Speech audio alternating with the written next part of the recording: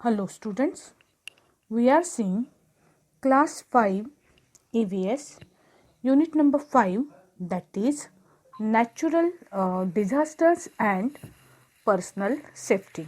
Okay, we are seeing the topic natural disaster. Let us see the next disaster, that is flood.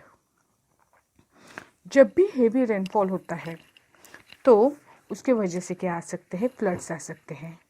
Okay, so what is the meaning of flood and how these floods occur, that we are going to see now.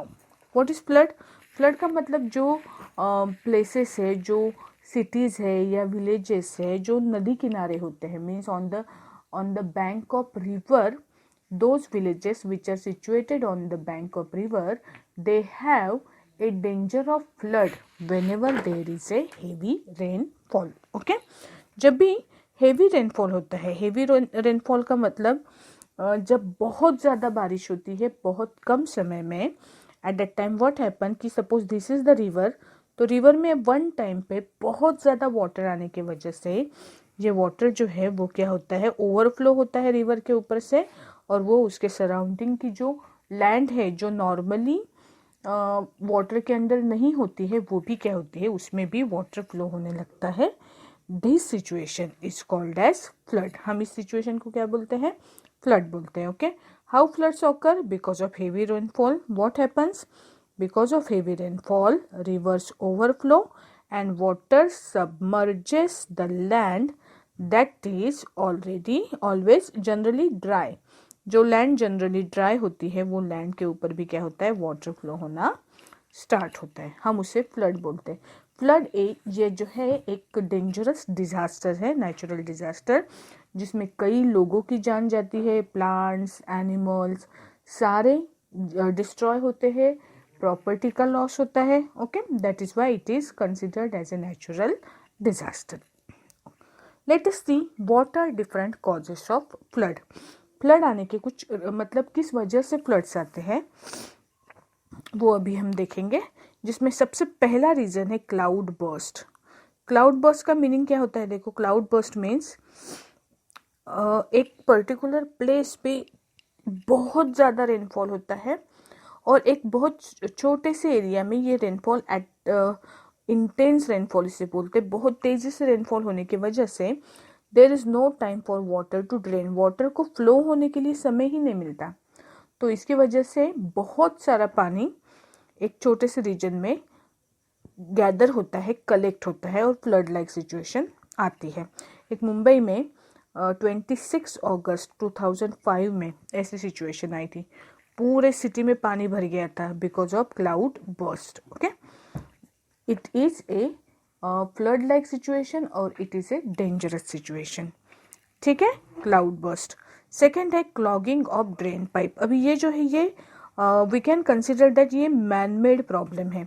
कई बार क्या होता है ना कि water flow होने के लिए अगर जगह रही तो फ्लड्स नहीं आ सकते, लेकिन हमारे जो पाइपलाइंस है वो पाइपलाइंस में अगर प्लास्टिक पॉलीथीन ऐसी कोई चीज़ अगर अटक जाती है तो उसके वजह से ड्रेनेज पाइप जो है वो क्लॉग हो जाते हैं, मतलब चोकअप हो जाता है और उसमें से वाटर ड्रेनेज पॉसिबल नहीं होता या वाटर पास नहीं होता, जिसके वजह से वाटर की जो लेवल है सिटी के अंदर वो क्या होती है, बढ़ जाती है. Okay, so that is another reason of flood.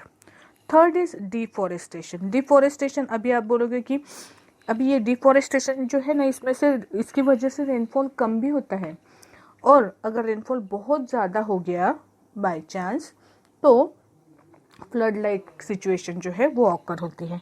कैसे? देखो, क्योंकि प्लांट जो है, प्लांट्स है या ग्रास है, ये क्या करते हैं, सॉइल को पकड़ के रखते हैं, है ना, और सॉइल को पकड़ के रखने की वजह से सॉइल उसके साथ फ्लो नहीं होती, सॉइल भी फ्लो नहीं होती, और ग्रास वगैरह की वजह से, ग्रासेस है, प्लांट्स है, रूट्स है, इनकी इंटेंसिटी अगर ज़्यादा है, एक आध रीजन में अगर प्लांट्स बहुत ज़्यादा है तो वो क्या करता है, जो फ्लड का वाटर है उसका स्पीड कम कर देता है, और जिसके वजह से फ्लड्स आने के चांसेस कम हो जाते हैं, वाटर फ्लो कम होता है और ज़मीन के अंदर सीप अप ज़्यादा होता है. ठीक है, और अगर आपने वो सारे प्लांट्स अगर कट डाउन कर दिए, अगर डिफॉरेस्टेशन कर दिया, तो वाटर को के फ्लो को रोकने वाला कोई भी ना होने की वजह से there is a chance of flood.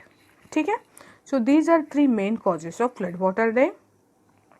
Number one is cloudburst, intense rainfall over a small area, because of which there is no time for water to drain. Second, clogging of drain pipe. Third, deforestation, because of which if all plants are cut down, the speed of water it increases, it do not slow down, and there is flood like situation.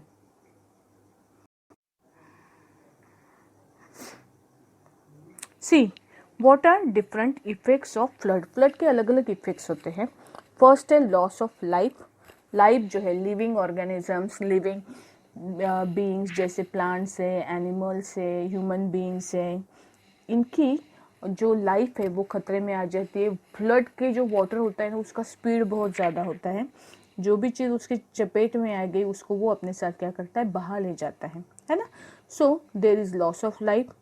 कई लोग पानी में डूब के मर जाते हैं, animals मर जाते हैं, प्लांट्स जो और जिनको वाटर में रहने की हैबिट नहीं है वो सड़ जाते हैं. So there is loss of all kind of life.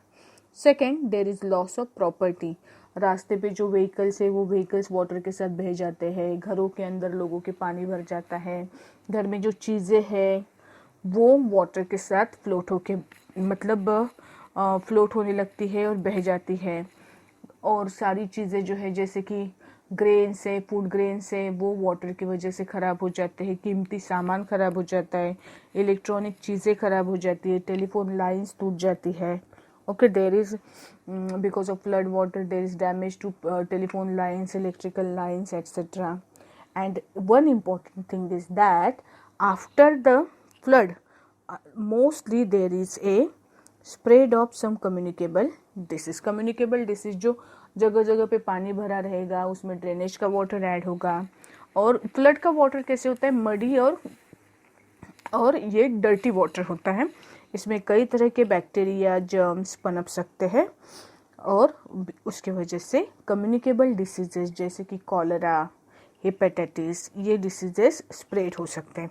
That is one of the important effect of flood. Okay, so these are different effect of flood. What are they? Loss of life, loss of property and spread of communicable diseases. Why? Because of garbage, dirt and mosquito and growth of germs on all the dirt. See, तो this was flood. हमने flood को देखा. flood क्यों होता है? Because of heavy rainfall. What happens? Rivers overflow and water submerges the land which was usually dry. What are different effects of flood? Cloudburst, clogging of drain pipe and deforestation. These are causes of flood, not effect. What are effects of flood? Loss of life, loss of property and spread of communicable diseases. These are all natural disasters. हमने इससे पहले earthquake की study की है, tsunami की study की है, storm we have studied, उसके बाद में we have studied volcano और आज हमने देखा flood. These all were natural disasters. Now we are going to focus on some man-made disasters. अभी हम man-made disasters के ऊपर फोकस करने वाले हैं. Man-made disasters means disasters which are happening because of human actions and human errors. Human error की वजह से, human mistake की वजह से जो disasters occur होते हैं वो disasters के बारे में हम इसके आगे स्टडी करने वाली है. ओके, इसमें मैनमेड डिजास्टर्स में क्या आएगा? इसमें आता है ट्रांसपोर्ट और इंडस्ट्रियल एक्सीडेंट्स. ट्रांसपोर्ट एक्सीडेंट मतलब रोड पे हुए एक्सीडेंट्स कंसिडर कर सकते हैं अपन. एरोप्लेन का एक्सीडेंट है या कोई टू व्हीलर्स का एक्सीडेंट है. ये सारे तरह के एक्सीडेंट्स, इंडस्ट्रीज में होने वाले एक्सीडेंट्स, फायर, है ना, ये सारी चीज़ें जो है वो मैनमेड डिजास्टर्स में आती है. ठीक है, let us study manmade disasters. इसमें सबसे पहला जो डिजास्टर हम आज स्टडी करने वाले हैं दैट इज़ फायर. फायर सभी को पता है, अग्नि. हम इसे अग्नि जो है बहुत यूजफुल है हमारे लिए. Even fire is considered as one of the important discovery जिसके वजह से ह्यूमन बींग्स की प्रोग्रेस स्टार्ट हुई, ह्यूमन बींग्स की डेवलपमेंट स्टार्ट हुई. ऐसी एक इम्पॉर्टेंट जो डिस्कवरी है दैट इज़ फायर, है ना. Fire is very useful, it is very useful for us. Fire है, इसके वजह से हमारा जो है ईटिंग हैबिट्स सुधरी. फायर की वजह से हम अच्छी तरह से रह पाए. बहुत सारी चीज़ें जो है हमें फायर की वजह से ही हम कर सकते हैं, है ना. इट चेंजेस ह्यूमन लाइफ जो पहले था, जो जंगली लोग रहते थे, फायर के इन्वेंशन के बाद में उनके रहन सहन का तरीका थोड़ा सा चेंज हुआ, है ना. But that is why we can say that fire is very useful to us. But if it is not used properly then it can be very dangerous also, है ना. फायर अगर हमारे कंट्रोल में है, fire को अगर हम control में रखते हैं तो वो हमारे लिए बहुत यूज़फुल है. लेकिन जब ये कंट्रोल के बाहर निकल जाती है, हमने अगर इसको मिसट्रीट किया या if we don't use it carefully then it can be very very dangerous. Okay, तो let us see what is the cause of fire. Fire कैसे लगती है, किसी जगह पे आग कैसे लगती है, what is the cause of fire. There are various causes of fire. The first one is human error.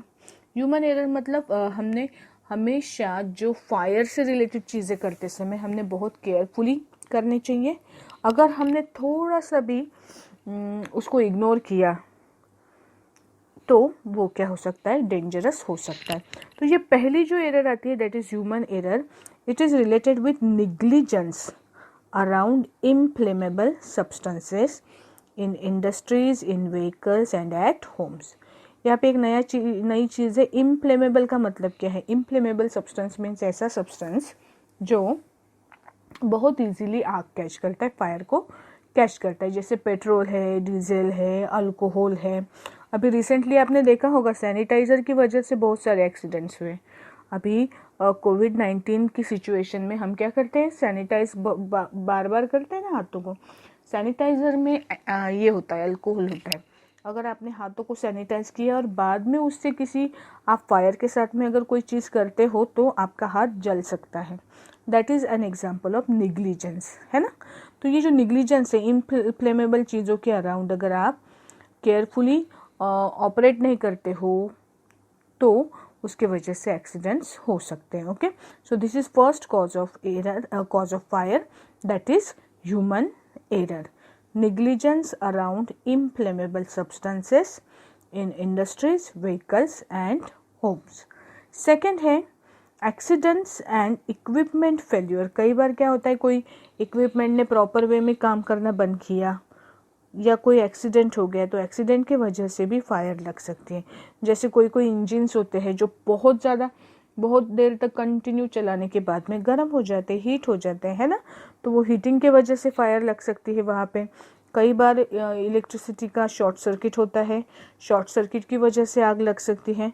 तो ये क्या है, कोई इक्विपमेंट फेल होने के बाद में जो फायर लगती है, that comes in this category. Okay, this is second cause of fire, that is accidents and equipment failure. The third one is very popular in our country, that is fire due to fireworks. Fire crackers हमें पता है जो हम दिवाली के days में देखते हैं.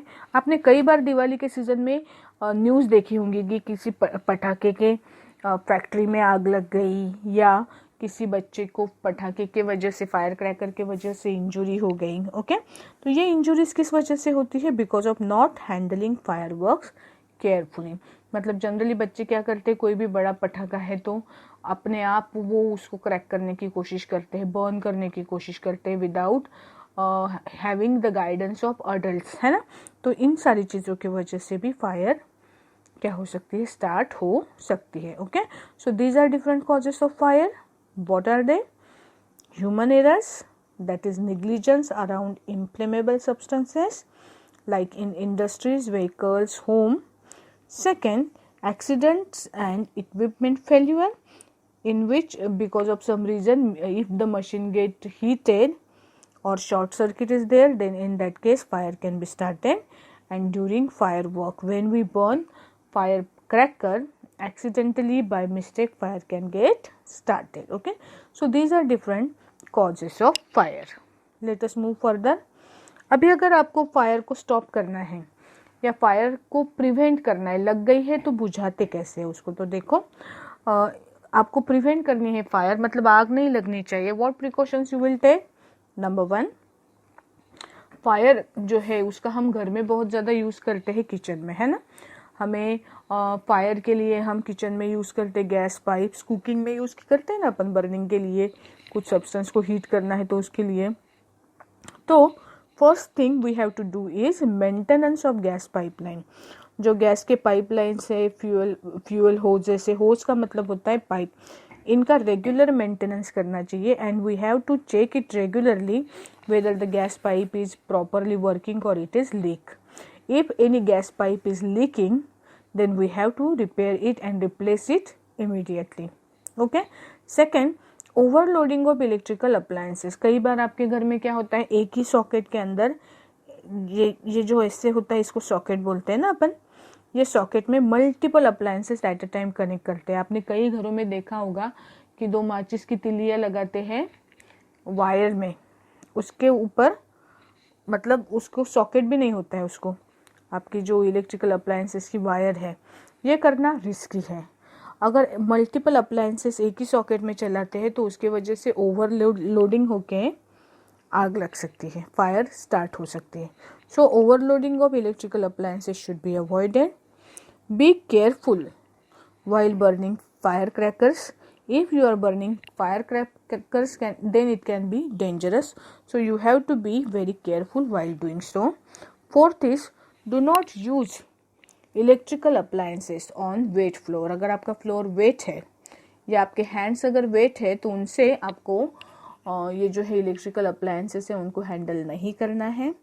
5, do not leave candles or other inflammable things without supervision.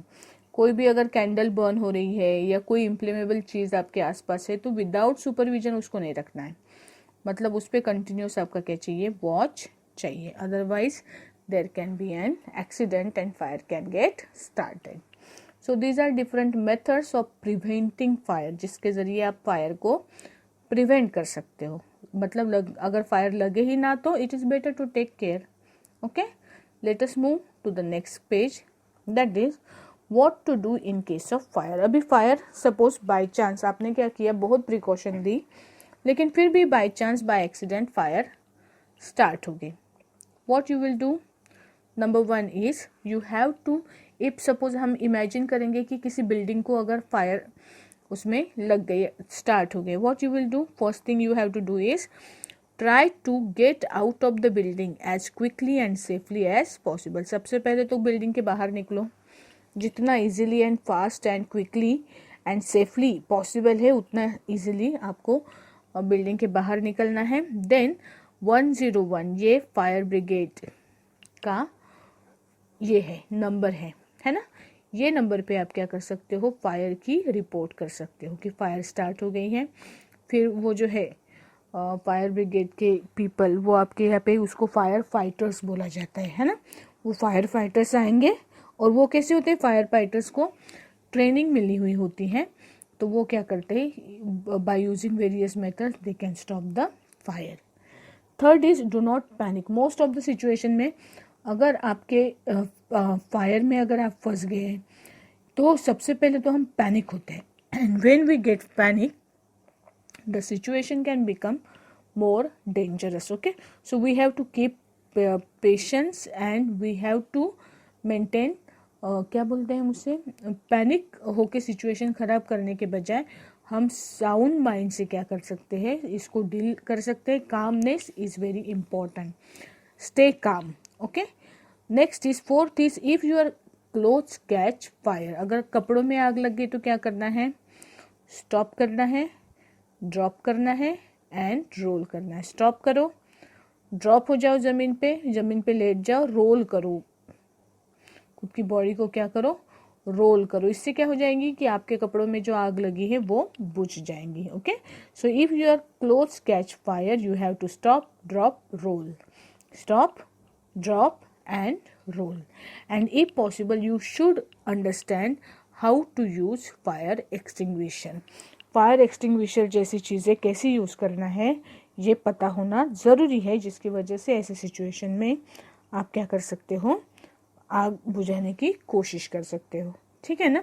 So these are different things which we have to do in case of fire. Okay, let us move to the next page. What to do in case of burn. अभी suppose imagine करो कि किसी case में fire में फंस गए और थोड़े बहुत बर्न हो गए, तो क्या करना चाहिए। Number 1 is remove clothes, remove clothes from the burnt area. Second, run cool water in case of to ease the pain। जैसे कोई एरिया अगर बर्न हो गया है तो उसमें बहुत ज़्यादा पेन होता है, तो what you have to do, you have to run cool water on it। Cool water उसके ऊपर क्या करो, कंटिन्यूअस छोड़ते रहो उसके ऊपर, जिसके वजह से आपको पेन में क्या मिलेगी, राहत मिलेगी। कई बार बर्निंग के वजह से ब्लिस्टर्स आते हैं, छाले आते हैं, उनको प्रिक नहीं करना है, फोड़ना नहीं है, क्योंकि उसके बाद में वो ज़्यादा पेनफुल बन जाती है इंजुरी, और ज़्यादा उसको ठीक होने के लिए समय ज़्यादा लगता है। Okay, cover the burn with a clean cloth. Burn जो है उसको ओपन नहीं रखना है, उसको क्लीन क्लॉथ से कवर करके रखना है। And seek medical help. जितना जल्दी पॉसिबल हो उतना जल्दी आपको क्या करनी चाहिए, मेडिकल हेल्प लेनी चाहिए, डॉक्टर को दिखा देना चाहिए। Okay, so these are some things which we can do in case of burn. So this was fire. हमने फायर के बारे में यहाँ पे क्या की, इंफॉर्मेशन ली। ये इंफॉर्मेशन सारी की सारी आपको नोटबुक के अंदर लिखनी है, और इसके ऊपर जो है हम बाद में क्या करेंगे, क्वेश्चन आंसर सॉल्व करने के लिए ये जानकारी हमें इम्पोर्टेंट है। So now you have to do is the writing work. Write all the points which are mentioned in this video, and then we will study the next man-made disaster in our next video. Okay, तब तक के लिए bye.